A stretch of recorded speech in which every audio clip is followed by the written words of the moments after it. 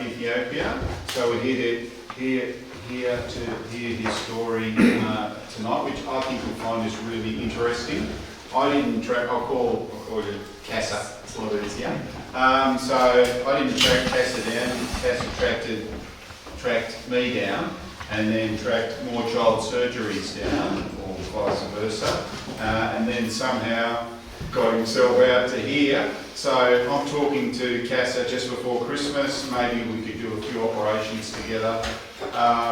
Then sent him a little bit of money. He sent me back a report, then didn't really hear from him. Then I'm on the first day of the overland track in Tasmania last week, and he says, I'm in Melbourne, I'll catch up. I'm going, what? You know, so what are you doing? You live in Ethiopia, what do you mean you're here in Melbourne? So we then had a chat when I came back, which came back on Monday. We had a chat came back Sunday night, we had a chat Monday.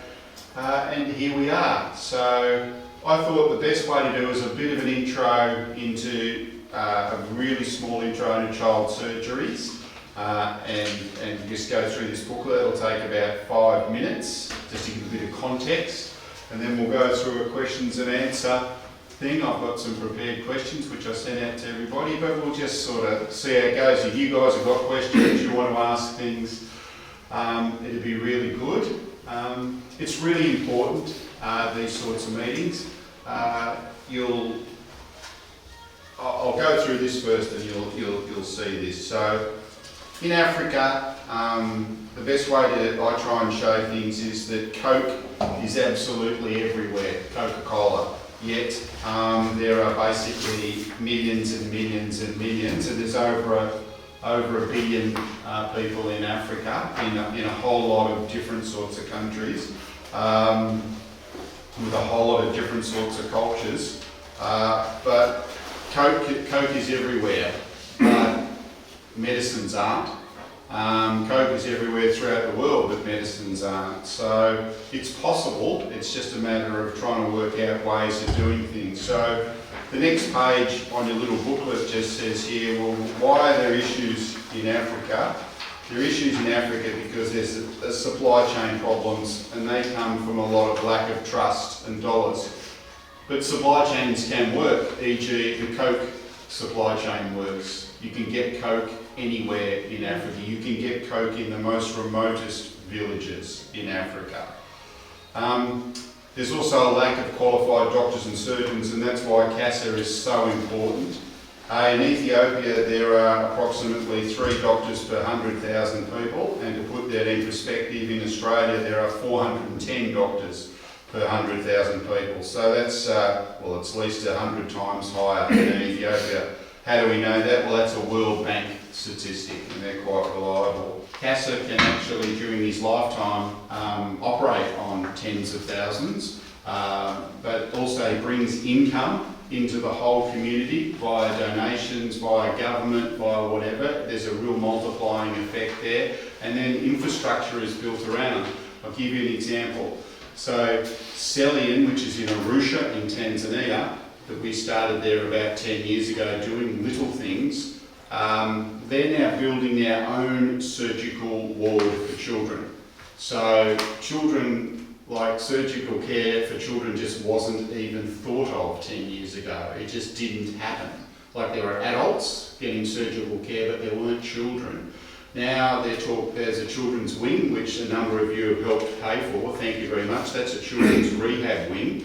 But there's actually, they are now building a surgical wing, nothing to do with us. So in some ways we have influenced strongly that those things happening. And this happens basically around surgeons. So on the next page, solution. Well, there are solutions, and that's what I'm trying to say. This is not a hopeless case in any way, shape or form. And again, I come back to Coca-Cola. Coca-Cola has worked out a way to have 900,000 retail partners throughout Africa.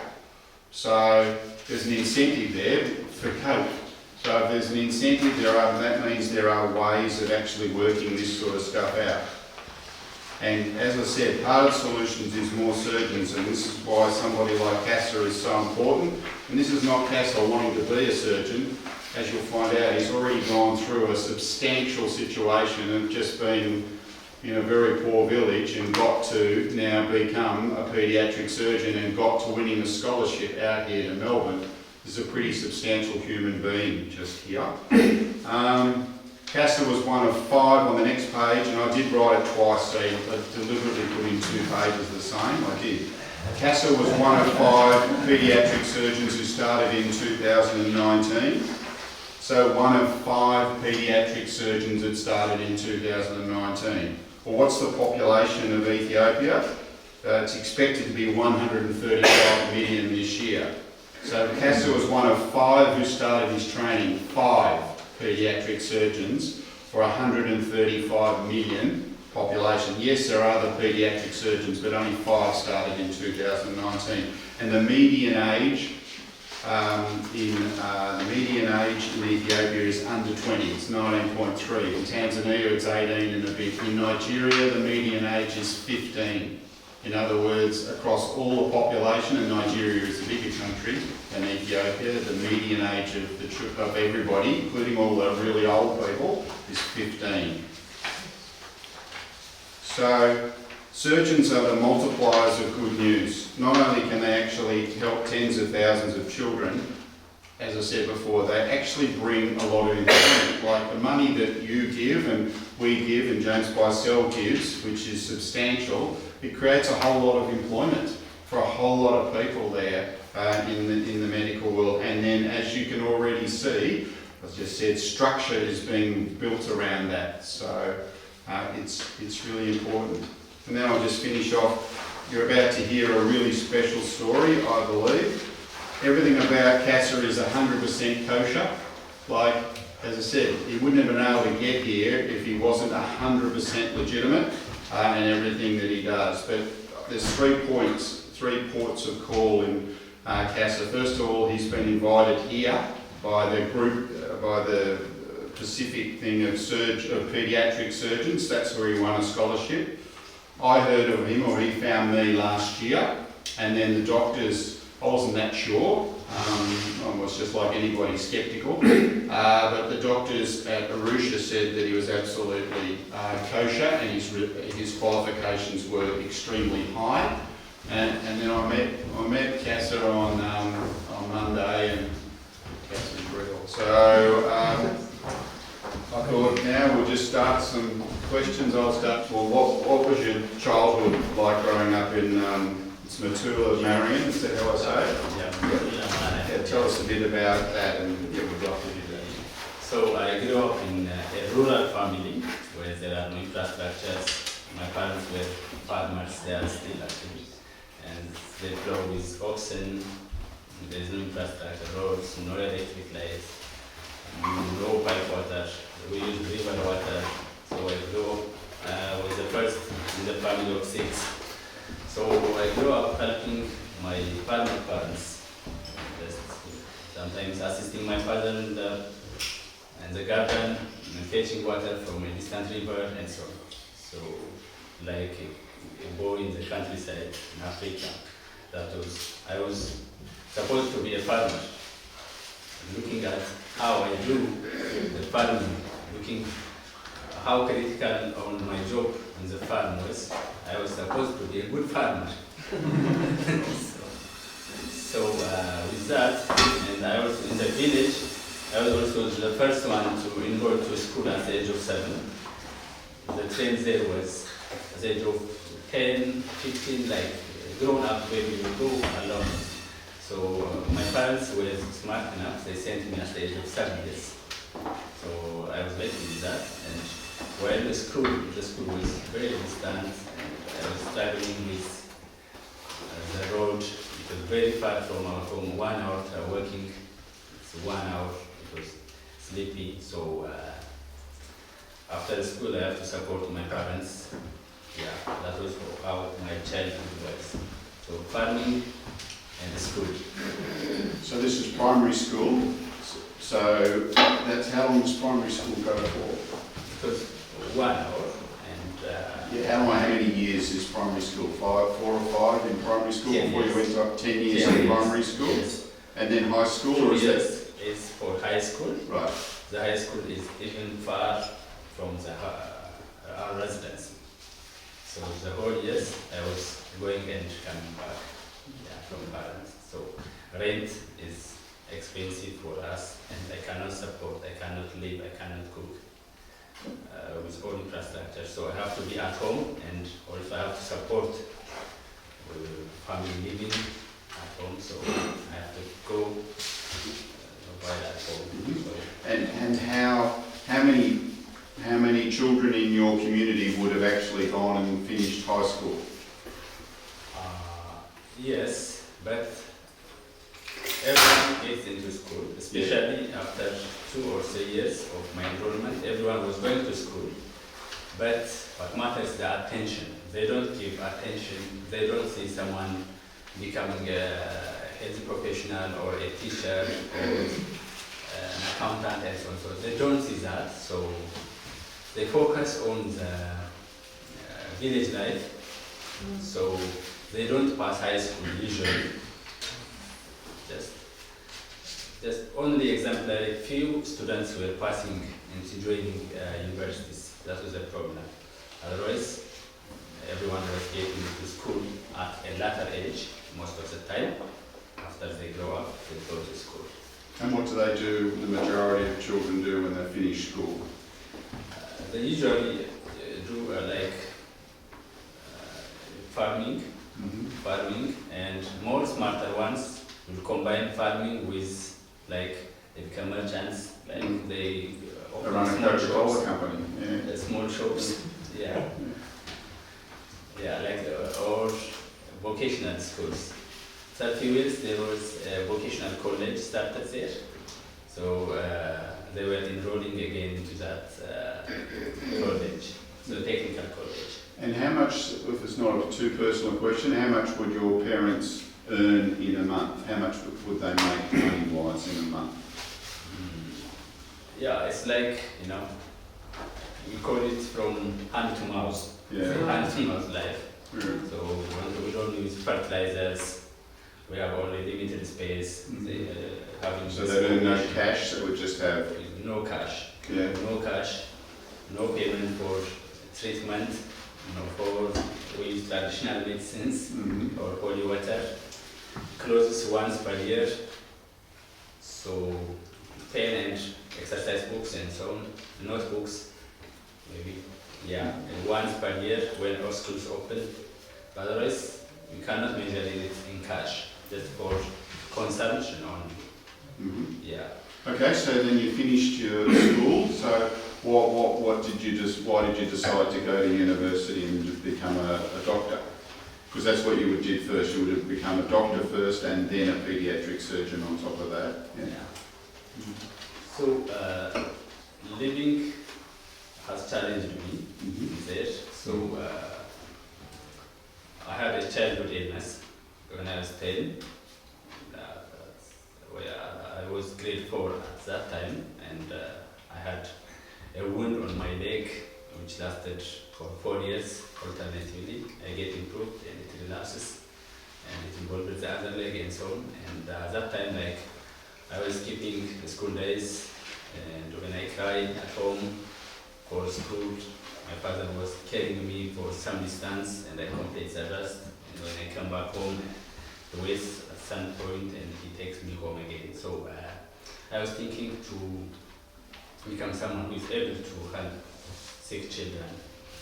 And I didn't know about pediatric surgery or what a surgeon is or something. We only know these traditional healers. We had a military physician in our village who died a few years before my illness. So my parents were always wishing that had he been survived until now, he would have been treated with him. So I was thinking to become someone who is able to help.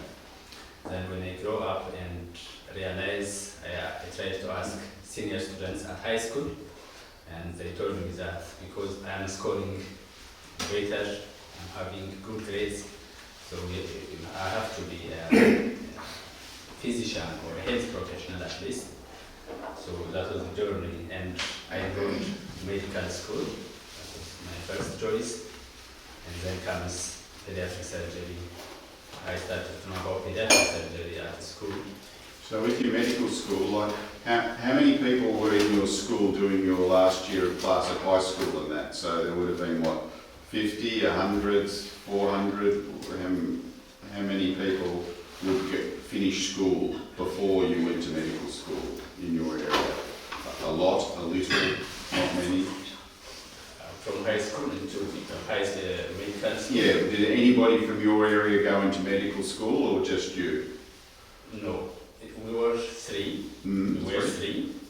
But there were 9 sections of natural sciences stream. It's the natural sciences stream and social sciences stream. So the natural science stream are candidates who can enroll to health science departments. So from 9 sections, we were 3 enrolling to medical school. So nine areas of schooling. Schooling with each at least 60 students in 9 times 60, for example. We were 3 of us were enrolling to medical school. So 3 out of 500.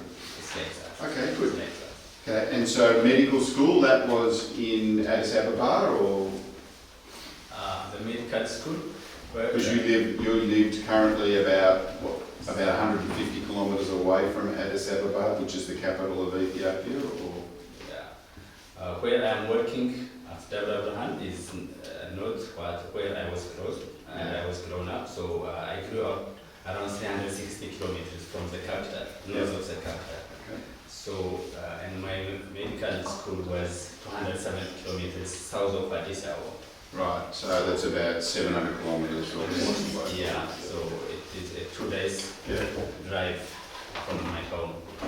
So when I am given a 1 week vacation, 2 week vacation, I didn't go home because just only few days left, and considering the cost I incurred on my parents to stay on school. So I was visiting families every 2 or 3 years. Okay, Yeah. so medical school, that takes how long? Is that 4 years, 5 years, 6 years? Yeah, it's 7 years. 7? Yeah. And that was the next number I was getting. Yeah, 7 years. 7 years. Yeah. And that's because you're really dumb, and it took It's normal. normal, okay, for 7 years. It's dumb, 10 years. Yeah, okay. Right, and so you finished that, you would have been 25, 26, 25. 25, and then what did you do then for a little while? Because did you go straight into paediatrics, or? It was a general practice. Yeah. So I completed medical school in January of 2018. Then I was employed to a university in northern part of Ethiopia, and then I studied for 8 months. 8 months. So the next residence matching, I already applied, and I matched pediatric surgery. So I studied for 8 months as a general medical practitioner. Right. Yeah. So it was just, I didn't waste more time in general practice. And what made you decide that you wanted to get into working with children? And that's adults as well as children, but you decided you wanted to become a paediatric surgeon. Why is that? Yeah, in medical school, there was no pediatric surgeon. Yeah. All pediatric surgeons were in the capital, and my training was another college, another university in the house. So there's no pediatric surgeon. And having my own background, and I related it, and I already decided to become a pediatric surgeon. Then I applied to become a candidate and get employed at the university where I finished. But they were not thinking to have a pediatric surgeon because other surgeons are taking care of pediatrics at that time. And we don't need pediatric surgeon in the near future, so we're not going to hire you. So I went to the north, and they sponsored me to study pediatric surgery. I think it's really important to understand about paediatric surgery, because these are just things I've learnt over the years. Is that child surgery in particular? It's not an important issue. There's enough adults that need problems and help. So just actually helping children, it's not in a lot of people's psyche. So the fact that you're here, the fact that Celian is doing something in Tanzania by building a children's wing, like I don't know if there's no children's hospital that I'm aware of in Tanzania, a population of 69 million, just to let you know. So in doing a surgical wing, like that's just a big deal. Becoming a paediatric surgeon where you're actually focusing on children and learning the issues about child surgery. Well, you started in 2019, you were saying, and there was only 5 other people in Ethiopia, not in your school, in Ethiopia, starting paediatric surgery, correct? A population of 135 million. So, yeah. So you started that in 2019. Where did you learn your paediatric surgery course? Yeah, just the course at that time was being given only in the capital, Addis Ababa. There's no other training center in the country. So 5 were enrolled at Addis Ababa University, and the training was completed in Addis. We were supposed to visit India, one hospital in India for more fancy procedures, but they said for budgetary reasons they couldn't allow us to train in India, so we completed. I wondered, how did you pay for your university studies? Was it all scholarships, or did you have to work part-time, or was tertiary education free in Ethiopia? Yeah, that's a nice question, because it's one of the ties which makes us unable to have a better other education, because we need to pay either a huge cash or serve long years. So, for example, when I learn pediatric surgery, I have to pay 1 million Ethiopian birr, which is around 6,000 or something, 7,000 USD, or I have to serve for 12 years. 12 years, yes. So for 12 years, I have to be serving the government. So now I am serving. For now, just I was a license to work, so I didn't need any other reason to pay. So because I'm serving, but at the moment I need my degree, original degree, and work somewhere else, or advance my pediatric surgery training like pediatric urology or colorectal surgery, subspecialized. I need to pay that money. So serving 2-3 years even doesn't help, because it is 12 years, decreases to 10 or 9 years, I have to pay all that. So that's difficult. I didn't pay, but I am serving. Yes. Okay, so just let's go through what your week was. So you're at Debre Berhan Hospital at the moment, which is out of Addis Ababa, and you're in a hospital where there's about 170 beds, 10 surgeons work there, and there's about 17 beds set aside for children. Just the fact that there's 17 beds set aside for children is a pretty big deal, because most times there's no beds set aside for children in any hospital. So that's fantastic. What's a week like? Just maybe run through Monday to Sunday. How do you live your week? How's your life? Yeah. So my schedule over the typical week is like I have 2 operation theatre days, and I have 2 clinic visits, and 1 day is just educational or academic day in a week. So Monday and Wednesday are operation days. So during operation days, I also have a morning meeting. There is a morning meeting every morning. Some of you know what morning meeting is, obviously. So and then the operation proceeds. The 2 or 3 cases scheduled per day. So you would do 2 or 3 operations per day? Per day, on Monday and Wednesday. Yeah. Then after that, I do the ward round. Right. Ward round, and in between I am always on call for Yes. emergency cases. Yeah. Yeah, on clinic days, then there's a morning meeting from 8 to 9 a.m. Yeah. And then the clinic visit and follow up, and then Would that be, say, on a Tuesday you would do clinics? Is that what you're saying? So Monday and Wednesdays are surgeries? Tuesday and Friday Yes. is a clinic. Right. Tuesday and Friday is And what would you do at the clinic? There would be people come in, children? Children, only Yes. children. Yeah. Now these children, where do they come through? Where do they come from? Have their parents got money? What happens if the children are poor? How do you see them? How does that work? Yeah, so the catchment is big, so 4 million. 4 million is big. And near the capital is okay. They have the choice of going to Addis Ababa and coming to me. But those coming from far, 400, 500 kilometers, they have to travel 2 days if the road is fine. Otherwise, there might be a day in which they will go back home because of security issues. So there are different patients coming from the city. It's okay, and there are patients coming from a distant place. So that's. Let's just talk about that a little bit. So you just said when you were growing up, your parents had no cash. So how would your parents have sent one of your brothers or sisters to hospital? How did that happen? Did they ever go to hospital? No. No. At that time. So if they're really sick, how do they get better? They don't. Yeah. That's what happened to myself. Yeah. So there are lots of experiments done on myself. Traditional medicines. Yeah, someone's better, okay, call him. We'll send a messenger. So Ato Gelau or Mr. Gelau's son is sick, so please come and treat him. He'll come and he apply something and no improvement, and some other guys looked for and so on. So it's difficult, not only my parents.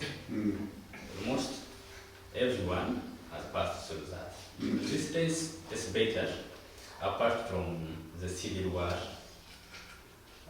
Relatively it's better. Apart from the Civil War, so you're still in a bit of a war zone, is that what you're saying? Yeah. Yes. So tell us a little bit about that without going too far. So that's what, people still being killed and Yeah. There was a civil war in the northern part of Ethiopia, which lasted for 2 years, and that was resolved. And after 2 months, another war broke out. So at that time, it was where I'm working now. So it's difficult.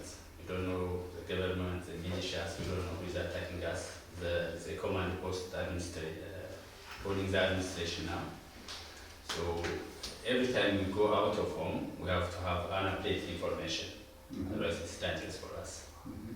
So we ask if the road is safe, and we go on time and we come in on time. After 8 p.m. there's no travel, there's no transportation. After 9, there's no one walking around. Otherwise it's dangerous. So that's the war. And the problem more affects those people who are sick and no health center or hospital around. That's a more dangerous one. So it's really dangerous. When we ask them why didn't they came on time, they tell us the road was not safe at that time, and that time we don't have choice to deal with this.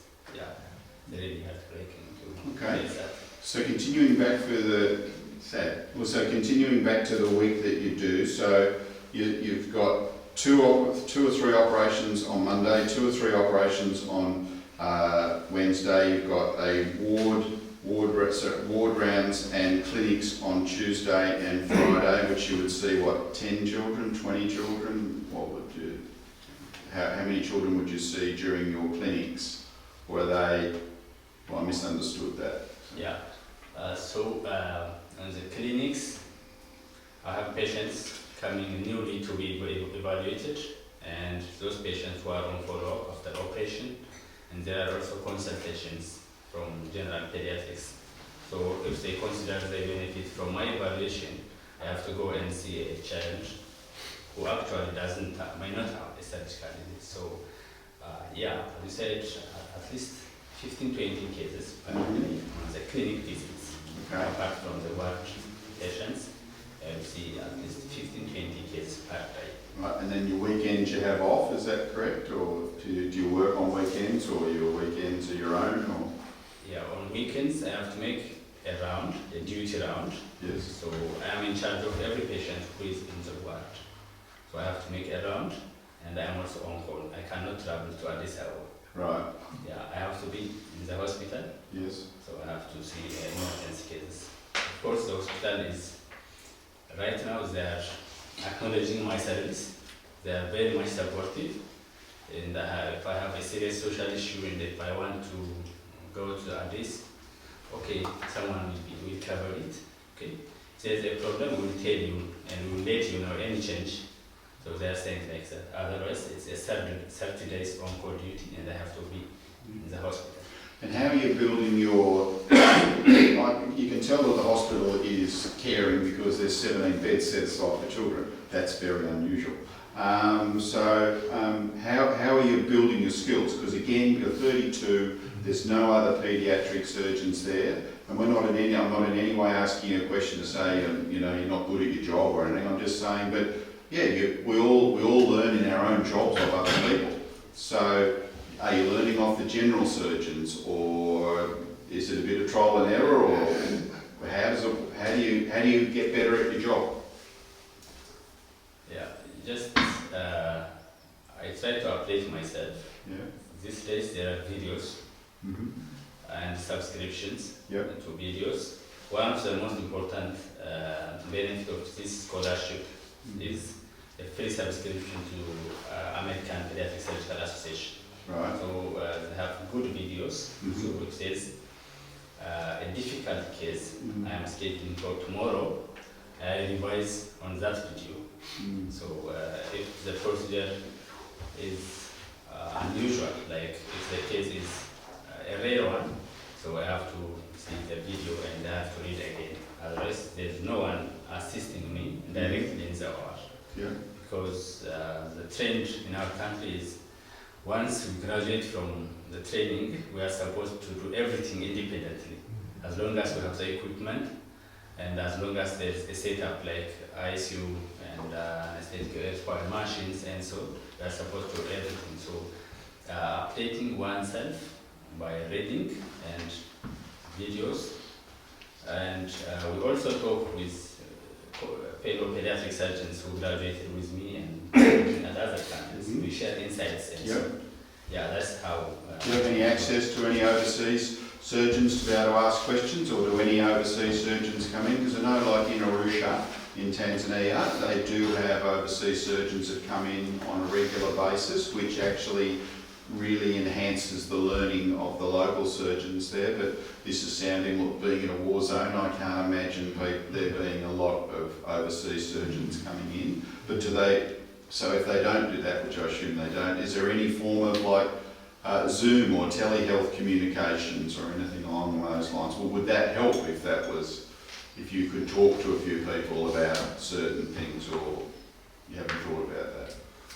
Yeah, there's no such platform we discuss with overseas surgeons, but they used to come when I was a trainee in Addis. Surgeons were coming from America, in the United States, so they were training us few things, and they promised to continue that collaboration.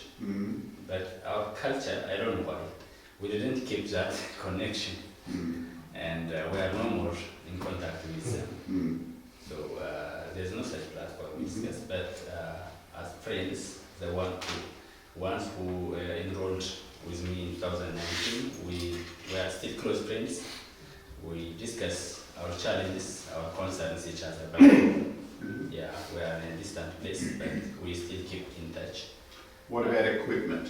So do you have reasonable equipment, or do you get a lot of equipment that's donated that's perhaps not any good, or do you get equipment donated, or do you just not get any equipment? How does that work? Yeah, equipment, when I start at Debre Berhan, I used to work in Addis as well, but when I first go to Debre Berhan, there's no pediatric equipment. So they were doing emergency cases like emergency appendectomies, laparotomies, they used to do that. But they were using instruments which are not appropriate in my evaluation.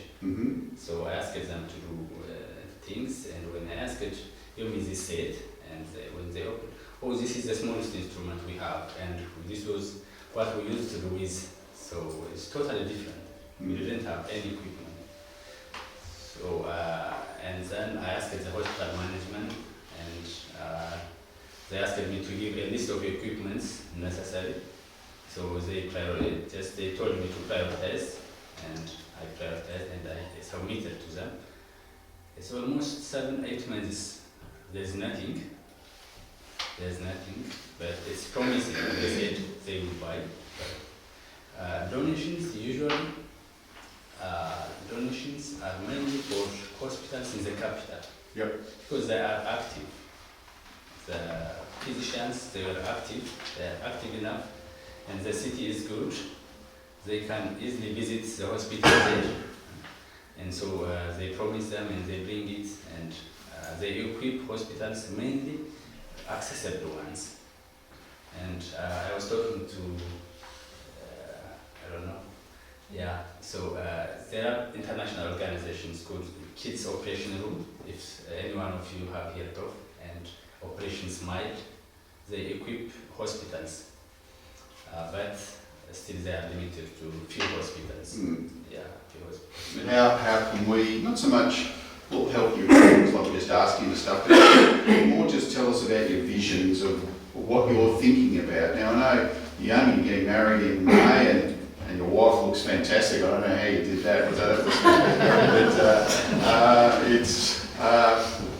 you've got your whole life ahead of you, so there's that part of your life. But what sort of thoughts have you got for what you want to try and do in paediatric surgery in Ethiopia? Yeah, I'm just starting the unit. Not even a unit actually. I am under the pediatric surgery department. So I am one of the surgeons under pediatric surgery. So there's no separate unit. So and luckily they are also hiring my wife. Yeah, she will be hired after we get married. So and she's a doctor she's as well. A pediatrician. Yes, great. So So she's going to do medicine, she was saying. Yeah. So keep it in the family. We're going to settle at the city, which is good.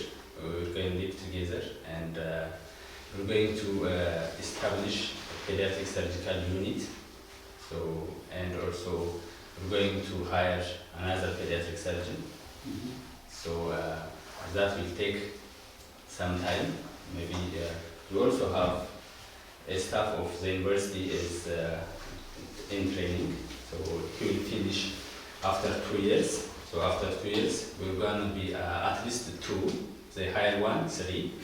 So a separate pediatric surgery unit, and 2 or 3 pediatric surgeons, and a separate pediatric surgical operating room. So if we are 3, we can have 5 days of operation days. Yeah. So that's what my plan is. We are operating 2 per week. We're going to make it 5. Yeah. And a separate.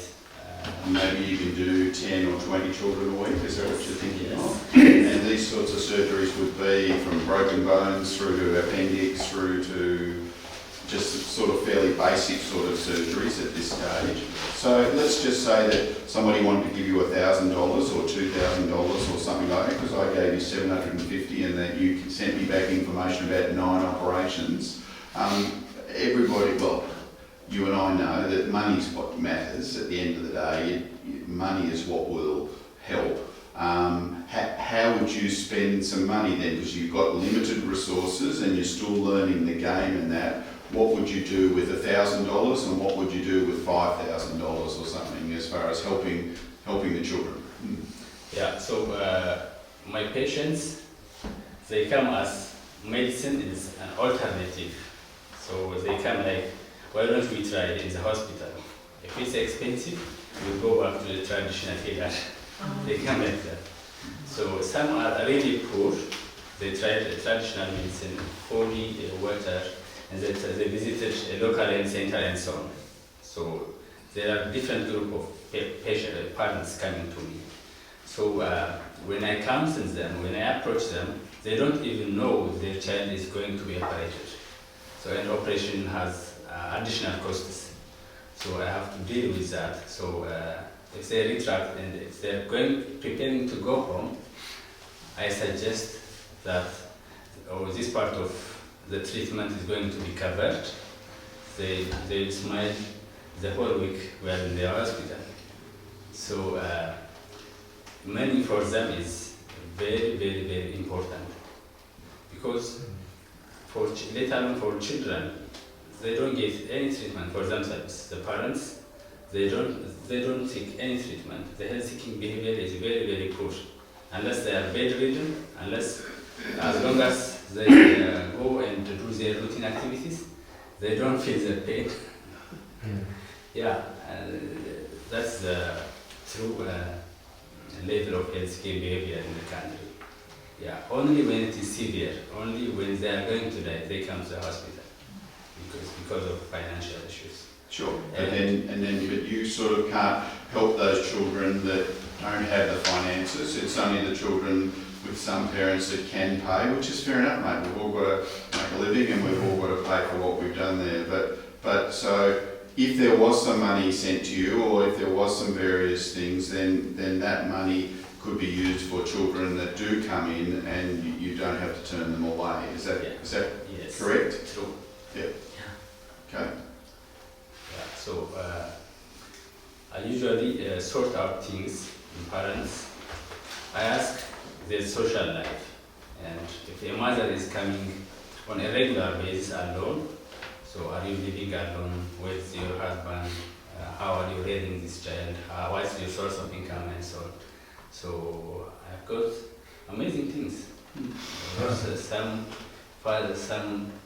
The father may be killed in the war, and they have separated because the baby is sick or has a congenital anomaly, and so on. There are different things. So there's lots of opportunities to help those mothers and children. Directly, the children is treated. Yeah.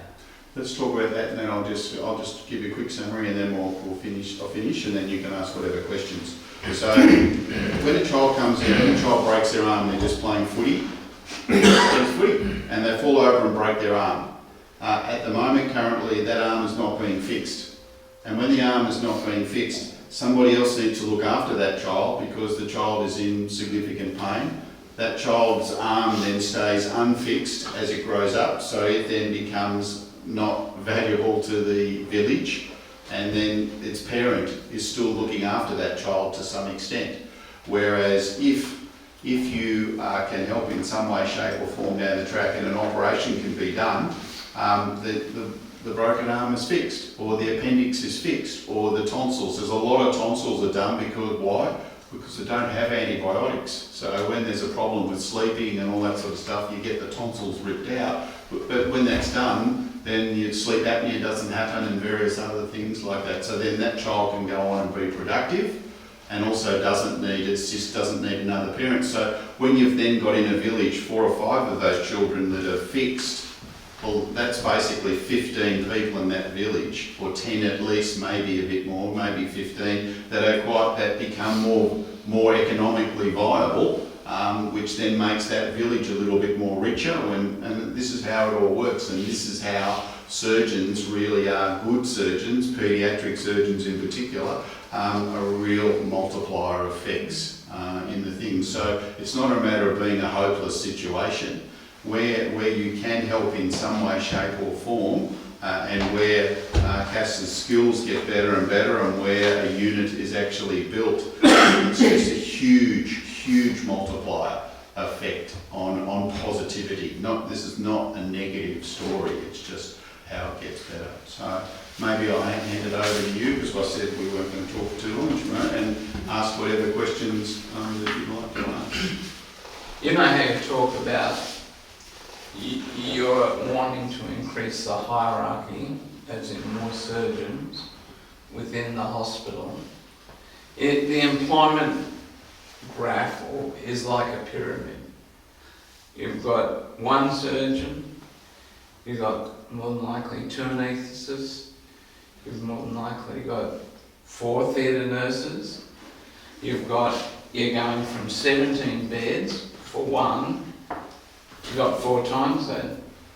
You'll have 70 beds. Need 70 beds for kids. How is that infrastructure sorted out within your hospital and community? It's a nice, easy question to start off. You want me to go and punch you? Yeah, I'm not the one, I'm just the team leader of the pediatric surgical patients. Otherwise, the beds are under the pediatrics department, the general pediatrics department. So there are medical beds, and the nurses and the intern doctors, just graduating physicians, they all treat medical patients as well, pediatrics, so like pneumonia, urinary tract infection, and so on. They cover all these things. So I am not in a management role, but when it comes to a pediatric surgical patient, and specifically starting from the emergency, the operation theatre, and so on, even though the nurses operate also adult patients, when the pediatric patient is in, I am the team leader. So I am not running a unit, I am just one employee following pediatric surgical patients, if I have got your question. I'll help out a bit. What actually is true, what Richard's sort of saying there, is that when you have a paediatric surgeon, and it's back to the multiplier effect, when you have a paediatric surgeon, you then can get, and you are giving the paediatric surgeon jobs, there is surgeries to do, there is money coming in, you then build anaesthetists, you then build theatre nurses, you then build cleaners. The cleaners then buy money back in buy food back in their village. It really does work like this, and we have already seen it all the time in Tanzania. So what I think Richard was sort of saying in some ways as well is that it's just a huge multiplier effect, basically built around surgeons. Yeah, maybe to emphasize on, his question, establishing a unit is very, very important, because I used to track every patient, and when they expect more from me, they neglect surgical patients. Because surgical neglects have got IV lines, catheters, NG tubes, and so on. There are lots of things to do with surgical patients, but not on medical patients. So they are not trained on these things. If the catheter is blocked or NG tube is not functional, they always call me, because they are more interested on medical patients only. So establishing a unit is important so that I can run the units. The nurses are trained on surgical patients, the interns treat only surgical patients, and so that's very important. That's what I am planning to have. So Mel and Kassa both could answer this, because I know Mel's done a lot to bring in his hospital in Arusha and the finance. There's international charities that are set up that we all probably donate to, but seeing where that money actually ends up, how does the money get to where it's really needed? Because there are a lot of people that are willing to contribute to try and help, and can see that you could benefit from extra equipment. With, as Mel said, $750 you were able to do 9 surgeries, is my understanding. But how do you get that? I don't know, Mel. It has to go direct, or versions of direct, because as soon as it starts going into hospital funds, as soon as it starts going into charities and all that, so it just doesn't work. It just gets diluted. It then gets political decisions and things like that. So we can, if people want to do stuff with Kassa, then we can get a tax deduction, and the way that can work is that can go through Rotary, but the money that you don't do that, the money that you put through that, I can put an equivalent amount of money through to Kassa, because that's not actually set up to go to Ethiopia, that's only set up to go to Tanzania. But if you're relieving me of what our commitments are there, well then that can be done in other ways, until you see if there's something that really is in it, because then otherwise we can go to Rotary and set up something there for Ethiopia. And our So at Rotary... this stage it requires individuals like Kassa going out and trying to get funds for his... Well, absolutely, because it just doesn't work any other way. And Kassa's job is not really to be doing that. He's really got to be actually delivering the services. So if he can get some support and he can build some skills and all that, and yeah, there's always elements of risk, but you need to be thinking about it like you would if you're running any business. But Kassa's already there.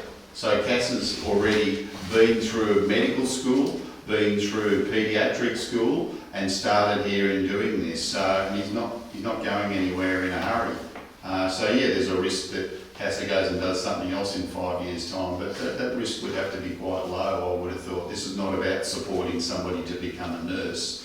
This is somebody who's already there, who's starting a ward, and small amounts of money on a regular basis can make a huge multiplying effect difference. So your multiplying effect, even if he does go in 5 years, the multiply effect has happened in the 5 years. Correct. He can actually say goodbye, Yeah. because your structure is starting to be put into place.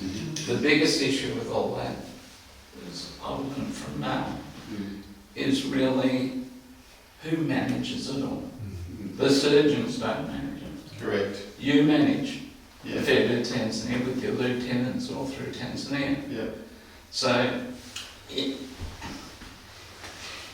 need a manager to bring it together. If somebody wants to take this on in some way, shape or form, or talking people and little things, I would certainly help them. So even if you want to do little things to help Kassa down the track, you go away in a couple of weeks and you wake up and you go, you know, I'd like to do something there or something. I can definitely organise that to be able to support Kassa. All I'd say is, if you're going to do it, just do it on an ongoing basis every now and again, and that's the most effective. It's almost, I know it's not the right thing to say, but it's almost no point getting 50 grand now and then nothing else happens at any stage down the track. That causes, there's a lot of problems there.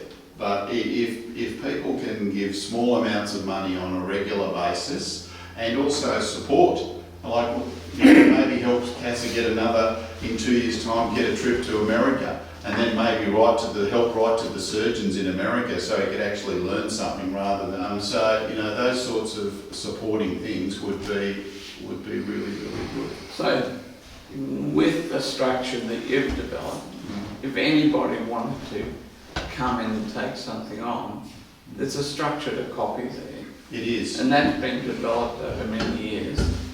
I think it's getting better, I don't know about that. There's a structure there, so what we would do is if there was a few people wanting to help Kassa down the track, we would get him a support worker. We would get an Ethiopian support worker in Ethiopia that was paid about $100 a month, and he or she would have some connection with CST in Tanzania or something like that, and their job would be to feed poor children into Kassa, or to record the situation. So just recording, and we do always insist on a before and after video. Why? Because you just need proof. You need evidence back to the donor that something is happening positively. So it's pretty simple systems, and it doesn't cost a lot of money to do that. That is a lot better than giving money to a charity, a big charity. Anyway, are there any more questions? Because if not, I don't want to keep people here forever, and I super appreciate everybody coming here today, as I think Kassa done. This is also good for you to be able to get used to telling your story. Thank you. Is there anything you'd like to finish off with and say? Thank you very much for coming. We have maybe. He has told me, he has introduced you about me. So you accepted my story and you want to hear more about my service. And thank you. Thank you.